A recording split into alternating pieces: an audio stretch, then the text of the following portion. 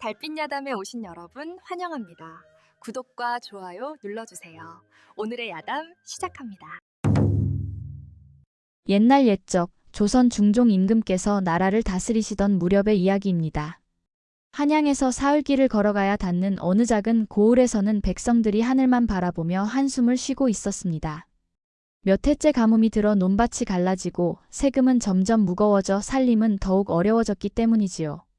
그런 흉흉한 시절이었기에 사람들은 점점 운명에 기대게 되었습니다. 무당을 찾고 점을 치고 관상을 보며 조금이라도 좋은 소식을 듣고자 했지요. 특히 이 고을 사람들은 사람의 얼굴에 운명이 담긴다는 말을 깊이 믿었습니다. 귀한 상을 타고 난 이는 반드시 잘 되고 천한 상을 타고 난 이는 어쩔 수 없이 고생한다고들 했지요. 그 고을에 한 양반가의 소아라는 이름의 여종이 살고 있었습니다. 소아는 부모의 얼굴도 모른 채 자랐습니다. 어미는 소아를 낳다 세상을 떠났고 아비는 누군지도 모른다고 했지요. 그렇게 홀로 자란 소아는 집안의 온갖 허드렛일을 도맡아 했습니다. 새벽에 일어나 물을 깃고 장작을 패고 마당을 쓸고 빨래를 하고 부엌일을 거들었지요. 손이 거칠어지고 어깨가 굽어져도 소아는 한 번도 불평하지 않았습니다. 소아는 착하고 조용한 아이였습니다. 말수가 적고 항상 고개를 숙이고 다녔지요. 하지만 그 순한 얼굴 속에 담긴 눈빛만큼은 달랐습니다. 눈매가 곧고 맑아서 누군가 소아의 눈을 마주치면 왠지 모를 기품이 느껴져 멈칫하게 되었지요.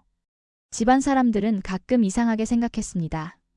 천한 종년의 눈빛이 어찌 저리 맑고 깊은지 말입니다. 소아가 사는 집안에는 몇몇 중요한 사람들이 있었습니다. 먼저 집안의 도령인 윤서가 있었습니다.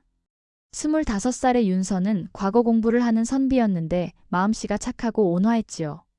그는 소아에게 은근히 호감을 가지고 있었지만 양반과 종년 사이의 높은 벽 때문에 감히 마음을 드러내지 못했습니다. 그리고 집안을 다스리는 안방마님이 있었습니다. 윤서의 어머니인 안방마님은 체면과 규율을 중시하는 분이었지요.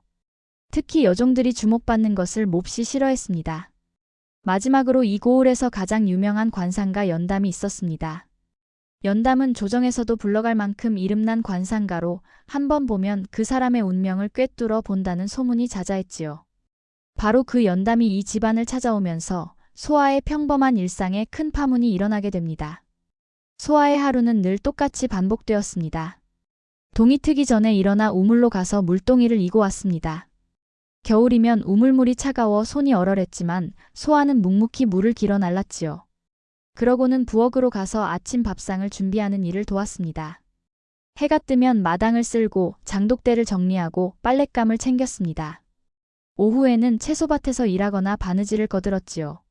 저녁이면 다시 설거지를 하고 정리를 마친 뒤에야 비로소 자신의 좁은 방으로 돌아갔습니다. 그렇게 꿋꿋이 버티며 살아가던 소아였지만 가끔씩 이상한 느낌을 받을 때가 있었습니다. 장에 심부름을 갔을 때였지요. 지나가는 사람들이 소아의 얼굴을 보고는 잠시 걸음을 멈추고 쳐다보는 것이었습니다. 어떤 이는 고개를 갸웃거렸고 어떤 이는 뭐라 수군거렸지요. 소아는 혹시 자신의 얼굴에 무엇이 묻었나 싶어 손으로 닦아보기도 했지만 아무것도 없었습니다. 그저 사람들이 자신을 볼 때마다 묘한 표정을 짓는다는 것만 느낄 뿐이었지요. 어느 봄날 집안에 큰 손님이 찾아왔습니다. 바로 이름난 관상가 연담이었지요. 안방마님께서 집안 식구들의 관상을 보아 달라고 청하신 것이었습니다. 특히 윤서 도령의 과거 운을 알아보고 싶어 하셨지요. 연담은 긴 수염을 쓰다듬으며 사랑채로 들어갔습니다. 하인들이 차를 준비하고 방석을 펴는 동안 소아는 마당 한편에서 조용히 채소를 다듬고 있었습니다. 그때였습니다. 사랑채로 향하던 연담의 발걸음이 갑자기 멈췄지요. 그의 시선이 마당 구석에 앉아있는 소아에게 꽂혔습니다. 연담의 눈이 커지더니 손이 미세하게 떨리기 시작했습니다. 그는 마치 귀신이라도 본 듯 굳은 표정으로 소아를 바라보았지요.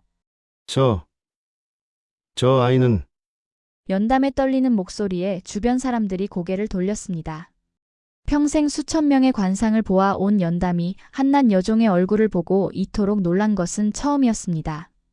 연담은 한동안 소아를 바라보다가 천천히 안방마님께 고개를 돌렸습니다. 마님, 실례가 되지 않는다면 저 아이의 얼굴을 좀 더 자세히 보고 싶습니다. 안방마님의 얼굴이 굳어졌습니다. 아니, 관상가 어른, 저 아이는 그저 천한 종년에 불과합니다. 어찌 그런 아이의 얼굴을 보시겠다는 것입니까? 하지만 연담은 물러서지 않았습니다. 그의 목소리에는 평소와 다른 절박함이 담겨 있었지요. 마님, 제가 30년 넘게 관상을 보아왔으나 이런 얼굴은 처음 봅니다. 부디 한 번만 가까이서 보게 해 주십시오. 안방마님은 못마땅한 표정을 지었지만 조정에서도 인정받는 연담의 청을 거절할 수는 없었습니다. 그러시다면 어쩔 수 없지요. 소아야, 이리 와서 관상가 어른께 얼굴을 보여드려라. 소아는 겁에 질린 표정으로 일어났습니다. 채소를 다듬던 손을 앞치마에 닦으며 조심스레 다가갔지요. 연담은 소아의 얼굴을 찬찬히 살폈습니다. 이마를 보고 눈을 보고 코와 입을 보고 턱선을 보았습니다. 그의 손은 계속 떨렸고 이마에는 땀방울이 맺혔지요. 이 아이의 관상은 연담의 목소리가 잠시 멈췄습니다. 매우 드뭅니다. 연담이 떠난 뒤 집안은 술렁이기 시작했습니다. 관상가 어른께서 저 종년의 얼굴을 그리 오래 보시다니. 대체 무슨 일인가? 혹시 저 아이 얼굴에 흉한 기운이라도 있는 것은 아닐까? 아니면 반대로 너무 좋은 상이어서 그러신 게 아닐까? 천한 종년 주제에 귀한 상을 타고났다니. 하인들과 몸종들 사이에서 온갖 소문이 퍼져나갔습니다. 어떤 이는 소아가 요물이 아니냐고 수군거렸고 어떤 이는 소아가 일부러 관상가의 눈에 띄려고 꾀를 부린 것이라 했지요. 소아는 그저 두려울 뿐이었습니다. 자신이 무슨 잘못을 했는지, 왜 사람들이 자신을 이상하게 바라보는지 알 수가 없었습니다. 저녁 무렵 소아가 장작을 패고 있을 때였습니다. 윤서 도령이 조용히 다가왔지요. 소아야, 괜찮으냐? 윤서의 다정한 목소리에 소아는 고개를 들었습니다. 그리고는 눈시울이 붉어지며 떨리는 목소리로 물었습니다. 도련님, 제가 무슨 잘못이라도 했을까요? 관상가 어른께서 저를 보시고 놀라신 것이 저 때문에 이 댁에 무슨 해라도 끼치는 것은 아닐까요? 윤서는 고개를 저으며 소아의 어깨를 다독였습니다. 아니다. 소아야, 내 잘못이 아니니 걱정하지 마라. 내가 지켜줄 테니. 하지만 윤서 자신도 불길한 예감을 떨칠 수가 없었습니다. 사흘이 지난 어느 날 안방마님께서 소아를 안채로 불렀습니다. 소아가 방으로 들어서자 안방마님은 차갑게 굳은 얼굴로 소아를 내려다보았습니다. 소아야. 예, 마님. 너 요즘 윤서와 자주 이야기를 나누더구나? 소아는 가슴이 철렁 내려앉았습니다. 윤서 도령이 자신을 위로해 준 것이 화근이 된 것이었지요. 마님, 그것은 입 다물어라. 안방마님의 목소리가 높아졌습니다. 내가 일부러 관상가 어른 앞에 나타나 관심을 끈 것이 아니냐? 윤서의 눈에 띄려고 꾀를 부린 것이지? 아닙니다, 마님. 저는 그저 채소를 다듬고 있었을 뿐입니다. 거짓말. 천한 종년 주제의 분수도 모르고 내가 아무리 얼굴이 괜찮다 한들 내 신분이 뭐냐? 감히 윤서를 넘보다니. 소아는 눈물이 핑 돌았지만 꾹 참았습니다. 억울했지만 항변할수록 더 큰 화를 입을 것이라는 것을 알았지요. 마님, 죄송합니다. 당분간 내가 사람들 앞에 나서지 못하게 하마. 부엌에서만 일하도록 하여라. 알겠느냐? 예, 마님. 소아는 고개를 숙인 채 방을 나왔습니다. 복도를 지나며 삼킨 울음이 목구멍에서 맴돌았지요. 그날 밤 소아가 부엌 한 구석에서 홀로 눈물을 삼키고 있을 때였습니다. 뒷문이 조용히 열리더니 누군가 들어왔습니다. 소아가 놀라 고개를 들자 달빛에 비친 그림자가 보였지요. 바로 관상가 연담이었습니다. 놀라지 마라, 아이야. 나는 너에게 할 말이 있어 몰래 찾아왔다. 연담은 주위를 살피며 소아 앞에 앉았습니다. 그의 표정은 매우 심각했지요. 소아야, 너는 내 얼굴이 어떤 상인지 아느냐? 아닙니다. 저는 그저 천한 종년일 뿐입니다. 연담은 깊은 한숨을 내쉬었습니다. 아니다. 너는 그런 평범한 아이가 아니다. 연담의 목소리가 떨렸습니다. 내 관상은 왕후의 관상이다. 소아는 숨이 멎는 듯 했습니다. 왕후라니 나라의 어머니인 그 왕후를 말하는 것입니까? 그럴 리가 없습니다. 저는 천한 종년인데 그래서 더 문제다. 연담의 얼굴이 어두워졌습니다. 왕후의 팔자를 타고난 여종. 이것이 어떤 의미인지 아느냐? 어떤 이에게는 하늘의 징조로 보일 것이고, 어떤 이에게는 불길한 요물로 보일 것이다. 내가 평범하게 살 수 없는 운명이라는 뜻이지. 소아는 온몸이 얼어붙는 것 같았습니다. 그렇다면 저는 어떻게 해야 합니까? 조심해라. 내 얼굴을 본 차들이 많아질수록 너는 더 위험해질 것이다. 연담은 그 말을 남기고 어둠 속으로 사라졌습니다. 그날 이후 소아는 더욱 조심스럽게 지냈습니다. 사람들의 시선을 피하고 가능한 한눈에 띄지 않으려 애썼지요. 하지만 윤서 도령만은 달랐습니다. 어느 저녁 소아가 우물가에서 물을 깃고 있을 때였습니다. 윤서가 조용히 다가와 물동이를 대신 들어주었지요. 도련님, 안 됩니다. 제가 할 일입니다. 괜찮다.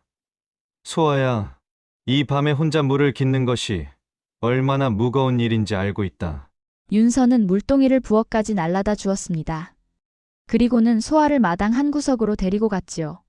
소아야, 너무 걱정하지 마라. 관상가 어른이 무슨 말씀을 하셨든 너는 여전히 소아다. 착하고 성실한 이 집안에서 가장 귀한 마음을 가진 아이지. 소아는 가슴이 뜨거워졌습니다. 태어나서 처음으로 누군가 자신을 있는 그대로 인정해주는 것 같았지요. 도련님, 내가 지켜줄 것이다. 누가 너를 해하려 해도 내가 막을 것이다. 윤서의 눈빛은 진실되고 따뜻했습니다. 소아는 그동안 꾹꾹 눌러 담았던 눈물이 주르륵 흘러내렸지요. 고맙습니다.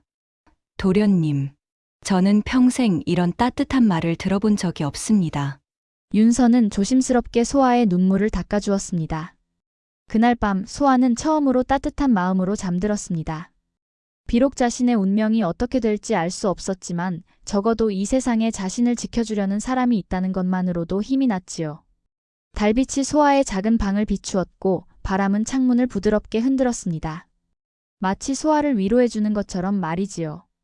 소아와 윤서의 관계가 가까워질수록 집안 사람들의 눈총은 더욱 심해졌습니다. 특히 안방마님은 더 이상 참을 수 없다는 표정이었지요. 결국 안방마님은 큰 결심을 하셨습니다. 소아를 다른 집으로 보내야겠다. 안방마님은 고을의 부유한 상인에게 소아를 팔아넘기기로 결정하셨습니다. 그 상인은 첩을 여럿 거느리고 사는 자였는데 소아의 얼굴이 아름답다는 소문을 듣고 많은 돈을 내겠다고 했지요. 내일 아침 상인이 소아를 데려갈 것이다. 안방마님의 결정을 전해 들은 소아는 절망에 빠졌습니다. 그곳에 가면 자신이 어떤 신세가 될지 뻔히 알 수 있었지요. 그날 밤 소아는 짐을 꾸리며 조용히 울고 있었습니다. 그때 윤서가 급히 방으로 들어왔습니다. 소아야, 내가 맡겠다. 절대 너를 보내지 않을 것이다. 도련님, 안 됩니다. 마님의 명을 거역하시면 도련님께서 화를 입으십니다. 상관없다. 윤서의 목소리는 단호했습니다. 나는 더 이상 내가 고통받는 것을 보고 있을 수 없다. 비록 내가 양반이고 너는 종년이지만 그것이 무슨 상관이냐. 마음은 신분을 가리지 않는다. 소아는 눈을 크게 떴습니다. 윤서가 지금 무슨 말을 하는 것인지. 도련님, 그 말씀은 소아야, 나는 너를 바로 그 순간 방문이 벌컥 열렸습니다. 안방마님이 차가운 얼굴로 서 있었지요. 윤서야, 내가 지금 무슨 짓을 하는 것이냐? 안방마님의 목소리는 얼음처럼 차가웠습니다. 윤서는 어머니 앞에 무릎을 꿇었습니다. 어머님, 소아를 팔지 말아 주십시오. 제가 책임지겠습니다. 책임? 내가 종년을 어찌 책임진다는 것이냐? 집안은 그야말로 큰 소동이 벌어졌습니다. 윤서가 신분의 금기를 깨고 소아를 지키겠다고 나선 것이었지요. 그날 밤 집안의 소란을 듣고 연담이 다시 찾아왔습니다. 무슨 일입니까, 마님? 안방마님은 분노에 찬 목소리로 대답했습니다. 관상가 어른, 다 어른 때문입니다. 어른께서 저 종년의 관상이 귀하다고 하시는 바람에 우리 윤서가 정신을 잃고 저 아이를 지키겠다고 난리입니다. 연담의 얼굴이 창백해졌습니다. 제가 큰 실수를 했습니다. 연담은 품속에서 낡은 책 한 권을 꺼냈습니다. 그것은 오래된 관상학 서적이었지요. 마님, 도련님, 그리고 소아, 모두 들으십시오. 제가 진실을 말씀드리겠습니다. 모두의 시선이 연담에게 쏠렸습니다. 저는 소아의 관상을 왕우상이라고 말씀드렸습니다. 하지만 그것은 절반만 맞는 말이었습니다. 무슨 말씀이십니까? 연담은 책장을 넘기며 설명했습니다. 소아의 관상은 단순한 왕우상이 아닙니다. 이것은 천년에 한 번 나타나는 특별한 상입니다. 바로 나라가 큰 변화를 겪을 때 나타나는 변천지상이지요. 변천지상이라니요? 이 관상을 가진 자는 단순히 귀하게 사는 것이 아닙니다. 이 얼굴은 주변 사람들의 기륭을 결정하는 힘을 가지고 있습니다. 소아는 숨이 막히는 것 같았습니다. 그것이 무슨 뜻입니까? 소아와 가까이 지내는 자는 큰 복을 얻거나 큰 화를 입습니다. 소아의 마음이 향하는 곳에 따라 그 사람의 운명이 바뀌는 것이지요. 연담의 말에 모두가 충격을 받았습니다. 그렇다면 도련님이 소아를 지키려 한 것도 도련님의 운명이 이미 소아와 얽힌 것입니다. 이제 둘을 떼어 놓으면 오히려 더 큰 화가 일어날 수도 있습니다. 집안은 침묵에 빠졌습니다. 모두가 소아를 바라보았지요. 그 작은 종년의 얼굴에 이토록 무서운 힘이 담겨 있다니. 연담의 말이 끝난 후 집안 분위기는 완전히 달라졌습니다. 안방마님은 소아를 보는 눈빛이 두려움으로 가득했습니다. 하인들과 몸종들도 소아 곁에 얼씬도 하지 않았지요. 마치 소아가 역병이라도 옮기는 것처럼 피했습니다. 저 아이와 가까이 지내면 화를 입는다던데 도련님이 저 아이 때문에 큰일을 당하시는 건 아닐까? 차라리 저 아이를 멀리 보내는 게 낫지 않겠어? 소문은 삽시간에 온 고을로 퍼져나갔습니다. 소아는 이제 귀한 관상을 가진 아이가 아니라 불길한 요물로 불리게 되었지요. 윤서만이 여전히 소아를 지키려 했습니다. 소아는 아무 잘못이 없다. 관상이 무슨 죄가 있단 말이냐. 하지만 안방마님은 완강했습니다. 윤서야, 내가 이러다 큰 화를 당하면 어쩌려고 그러느냐? 당장 저 아이와 멀어져라. 어머님, 이것은 명이다. 다시는 저 종년과 말을 섞지 마라. 안방마님의 명령에 윤서는 속수무책이었습니다. 아무리 선비라 해도 어머니의 명을 거역할 수는 없었지요. 소아는 그 모든 광경을 지켜보며 가슴이 찢어지는 것 같았습니다. 자신 때문에 윤서가 고통받고 집안이 혼란에 빠지는 것이었습니다. 차라리 내가 없어지는 것이 나을까? 소아는 처음으로 어두운 생각에 빠져들었습니다. 그날 밤 소아가 홀로 부엌에 있을 때였습니다. 연담이 다시 찾아왔지요. 하지만 이번 연담의 모습은 달랐습니다. 그의 눈빛에는 이상한 욕심이 담겨 있었습니다. 소아야, 위험하다. 연담의 목소리는 진지했습니다. 내가 들으니 안방마님께서 너를 다른 곳에 팔기로 결정하셨다더구나. 이미 여러 사람이 너를 사겠다고 찾아왔다지? 나는 내가 불쌍하다. 내 관상은 귀한데 이렇게 천하게 팔려가다니. 연담은 소아의 손을 잡았습니다. 내가 너를 구해주마. 내 집에서 지내거라. 그러면 아무도 너를 함부로 하지 못할 것이다. 소아가 입을 열려는 순간 연담의 목소리가 낮아지고 차갑게 변했습니다. 연담은 주위를 살피며 낮은 목소리로 속삭였습니다. 만약 내가 거부한다면 연담의 목소리가 차갑게 변했습니다. 나는 온 고을에 퍼뜨릴 것이다. 내가 흉한 요물이며 너와 가까이 지내는 자는 반드시 화를 입는다고 말이다. 그러면 너는 아무도 너를 거두지 않을 것이고 결국 나에게 올 수밖에 없을 것이다. 연담의 진짜 얼굴이 드러나는 순간이었습니다. 연담의 위협은 곧 현실이 되었습니다. 다음 날부터 고을에는 무서운 소문이 퍼졌습니다. 소아가 불길한 요물이며 그 아이와 가까이 지내면 반드시 재앙이 온다는 것이었지요. 처음에는 사람들이 반신반의했습니다. 하지만 마침 그때 이상한 일들이 연달아 일어났습니다. 소아를 가장 아껴주던 부엌 아주머니가 갑자기 병에 걸려 쓰러졌습니다. 그리고 소아에게 친절했던 마구간 일꾼은 말에서 떨어져 다리를 다쳤지요. 보아라.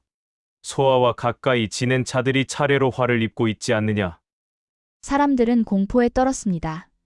우연일 뿐인데도 연담이 퍼뜨린 소문 때문에 모든 것이 소아의 저주처럼 보였지요. 안방마님은 더 이상 참을 수 없었습니다. 당장 저 아이를 내보내라. 저 아이가 이 집안의 재앙을 부르고 있다. 윤서가 막으려 했지만 이번에는 집안의 모든 사람이 안방마님 편이었습니다. 도련님, 정신 차리십시오. 저 아이 때문에 도련님께서 위험에 빠지십니다. 도련님마저 화를 입으시면 어쩌시렵니까? 사방에서 소아를 몰아내라는 목소리가 들려왔습니다. 소아는 더 이상 버틸 수가 없었습니다. 자신이 있으면 윤서까지 위험해질 것 같았지요. 그날 밤 소아는 조용히 짐을 꾸렸습니다. 작은 보따리 하나에 몇 가지 옷가지를 넣었습니다. 이곳을 떠나야 한다. 더 이상 도련님께 폐를 끼칠 수 없다. 소아는 마지막으로 윤서의 방을 바라보았습니다. 그리고는 조용히 뒷문을 열고 어둠 속으로 사라졌지요. 하지만 소아는 알지 못했습니다. 자신이 집을 나서는 순간 연담이 어둠 속에서 그녀를 지켜보고 있다는 것을 말입니다. 소아가 어둠 속을 헤매며 걷고 있을 때 갑자기 앞에서 누군가 나타났습니다. 소아야, 어디로 가느냐? 바로 연담이었습니다. 소아는 깜짝 놀라 뒤로 물러섰습니다. 하지만 연담은 부드러운 미소를 지으며 다가왔지요. 걱정하지 마라. 나는 너를 해치려는 것이 아니다. 관상가 어른, 나도 미안하게 생각한다. 내가 내 관상 이야기를 했기 때문에 내가 이런 고생을 하게 된 것이 아니냐? 연담의 목소리는 진심으로 미안해하는 것처럼 들렸습니다. 너를 거둘 곳이 있다. 내 집에서 지내거라. 그곳에는 아무도 너를 괴롭히지 않을 것이다. 소아는 망설였습니다. 하지만 추운 밤 갈 곳도 없고 의지할 사람도 없는 소아에게는 다른 선택이 없었지요. 정말 괜찮으실까요? 물론이다. 너는 이제 내가 지켜줄 것이다. 소아는 고개를 숙이며 연담을 따라갔습니다. 하지만 소아는 알지 못했습니다. 연담의 부드러운 미소 뒤에 숨겨진 차가운 속셈을 말입니다. 연담은 이제 소아를 자신의 곁에 두고 평생 이용할 생각이었지요. 소아는 한 번의 지옥을 벗어났지만 더 큰 지옥으로 걸어 들어가고 있었습니다. 연담의 집에 도착한 소아는 곧 자신이 큰 실수를 했다는 것을 깨달았습니다. 연담은 소아를 작은 방에 가두고 밖에서 자물쇠를 채웠습니다. 왜 이러시는 겁니까? 문을 열어주세요. 소아가 문을 두드리며 외쳤지만 연담은 차갑게 대답했습니다. 너는 이제 내 것이다. 너를 내 곁에 두어야만 내가 애군을 피할 수 있다. 순순히 따르는 것이 좋을 것이다. 제발요. 저를 보내주세요. 소용없다. 내가 아무리 발버둥 쳐도 이제 너를 구해줄 사람은 아무도 없다. 연담의 말은 사실이었습니다. 소아는 이미 모두에게 버림받은 존재였지요. 집안 사람들도 고을 사람들도 모두 소아를 두려워하고 미워했습니다. 소아는 방바닥에 주저앉아 울었습니다. 자신의 운명이 원망스러웠습니다. 왜 하필 자신이 이런 관상을 타고났는지, 왜 평범하게 살 수 없는지. 한편 윤서는 소아가 사라진 것을 알고 미친 듯이 찾아 헤맸습니다. 소아. 소아야. 윤서는 온 마을을 뒤졌지만 소아의 흔적을 찾을 수 없었습니다. 사람들에게 물어봐도 모두 고개를 저을 뿐이었지요. 도련님, 그 불길한 아이를 찾아서 무엇 하시옵니까? 차라리 잊으시는 것이. 입 다물어라. 소아는 불길한 아이가 아니다. 윤서의 눈에는 눈물이 고여 있었습니다. 자신이 소아를 제대로 지켜주지 못한 것이 너무나 후회되었지요. 그때 윤서는 문득 한 가지를 떠올렸습니다. 연담이 소아의 관상에 집착했던 것, 그리고 소아를 자신의 곁에 두려 했던 것을 말입니다. 혹시 연담이? 윤서는 급히 연담의 집으로 달려갔습니다. 연담의 집 앞에 도착한 윤서는 안에서 들려오는 희미한 울음소리를 들었습니다. 분명 소아의 목소리였지요. 소아! 소아야! 윤서가 문을 두드리자 연담이 나왔습니다. 도련님, 이 밤에 무슨 일이십니까? 소아를 내놓으시오. 소아가 여기 있다는 것을 알고 있소. 연담의 얼굴이 굳어졌습니다. 도련님, 소아는 이제 제가 돌보고 있습니다. 도련님께서는 돌아가시는 것이 말도 안 되는 소리.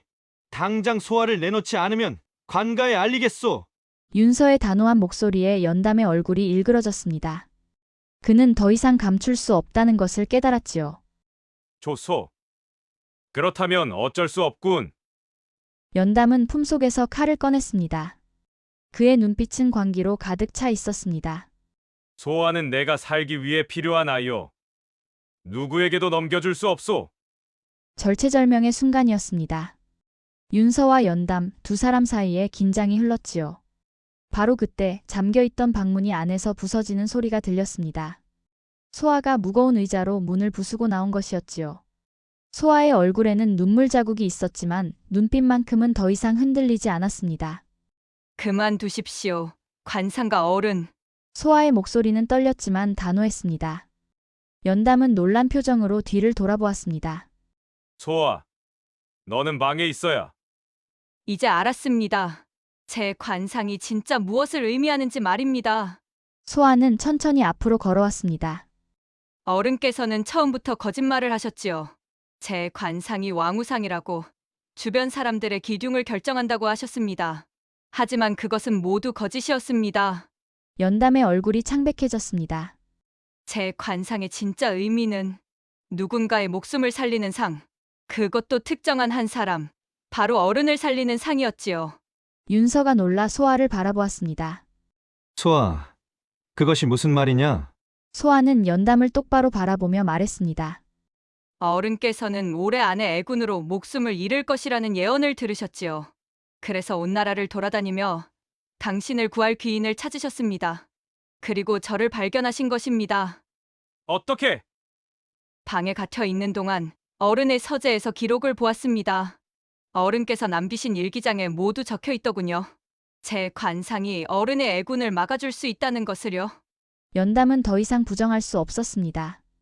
그는 칼을 떨어뜨리고 무릎을 꿇었지요. 맞다. 나는 살고 싶었다. 그저 살고 싶었을 뿐이다. 연담의 목소리는 절망으로 가득 차 있었습니다. 소아는 연담을 내려다보며 조용히 말했습니다. 어른께서 저를 이용하려 하셨고 저에게 거짓말을 하셨고 저를 가두셨습니다. 하지만 소아는 깊은 한숨을 내쉬었습니다. 그래도 어른은 처음으로 제 얼굴을 제대로 봐주신 분입니다. 비록 당신의 목숨을 위해서였지만 제가 특별한 존재라고 말해주신 유일한 분이었지요. 다음 날 아침 고을의 원님께서 직접 연담의 집으로 찾아왔습니다. 윤서가 밤새 관가로 달려가 모든 사실을 고했기 때문이었지요. 연담이 소아를 속이고 가두었으며 온 고을에 거짓 소문을 퍼뜨렸다는 것까지 낱낱이 밝혔습니다. 연담, 내가 조정에서 인정받는 관상가라 하여 믿었더니 이런 악행을 저지르다니. 원님의 목소리는 분노로 가득 차 있었습니다. 원님, 저는 그저 입 다물어라. 내가 관상을 이용해 선량한 백성을 속이고 한 아이의 인생을 망쳤다. 이것이 얼마나 큰 죄인지 아느냐? 원님은 연담을 끌어내라고 명했습니다. 연담은 결국 포졸들에게 끌려가며 소리쳤지요. 나는 살고 싶었을 뿐이다. 애군을 피하고 싶었을 뿐이다. 하지만 아무도 그의 말에 귀 기울이지 않았습니다. 원님은 소아 앞으로 다가왔습니다. 연담이 꾸며낸 거짓도 많다. 하지만 내 얼굴이 사람들의 마음을 뒤흔든 것만큼은 사실이더구나. 소아는 조심스레 물었습니다. 그럼 제 관상은 무엇입니까? 원님은 잠시 소아를 바라보다 낮게 대답했습니다. 그것이 관상의 힘인지 내가 가진 마음의 힘인지는 이제 중요하지 않다. 중요한 건 그 어떤 운명도 남의 욕심에 이용되어서는 안 된다는 것이지. 그리고 원님은 사람들 앞에 나서 크게 외쳤습니다. 연담이 퍼뜨린 소문은 모두 거짓이다. 소아는 불길한 아이가 아니다. 고을 사람들은 충격을 받았습니다. 그동안 소아를 피하고 두려워했던 것이 모두 헛된 일이었던 것입니다. 그날 이후 사람들은 더 이상 소아의 얼굴을 두려워하지 않았습니다. 대신 그 아이의 눈빛을 기억하게 되었습니다. 맑고 흔들리지 않던 그 눈빛을 말입니다. 진실이 밝혀진 후 소아의 삶은 완전히 달라졌습니다. 안방마님께서는 소아를 찾아와 깊이 사과하셨습니다. 소아야, 내가 너를 의심하고 내쫓으려 했구나. 정말 미안하다. 괜찮습니다, 마님. 마님께서도 두려우셨을 뿐이지요. 소아의 너그러운 마음에 안방마님은 더욱 눈물을 흘리셨습니다.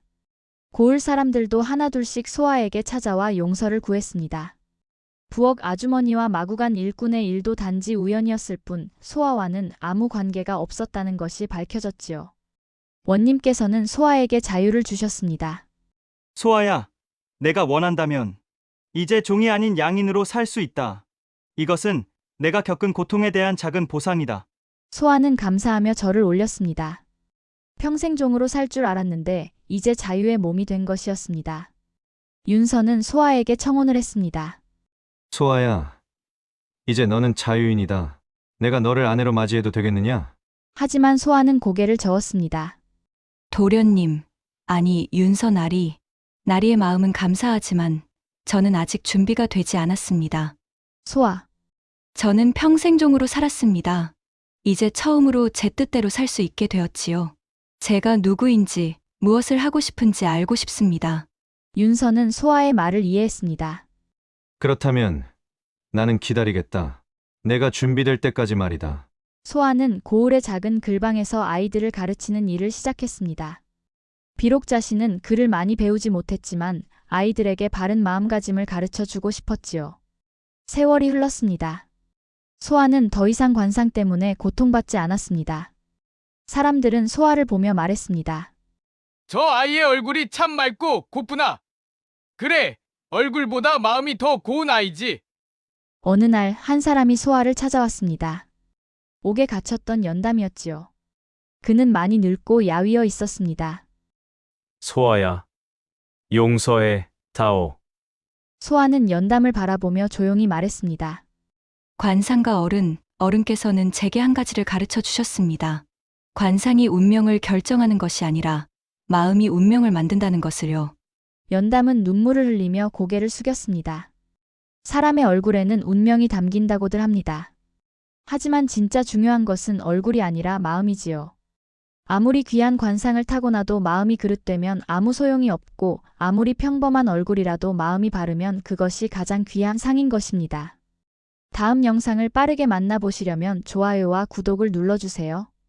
그럼 더 재미있는 영상으로 찾아뵙겠습니다. 모두 행복한 하루 보내세요.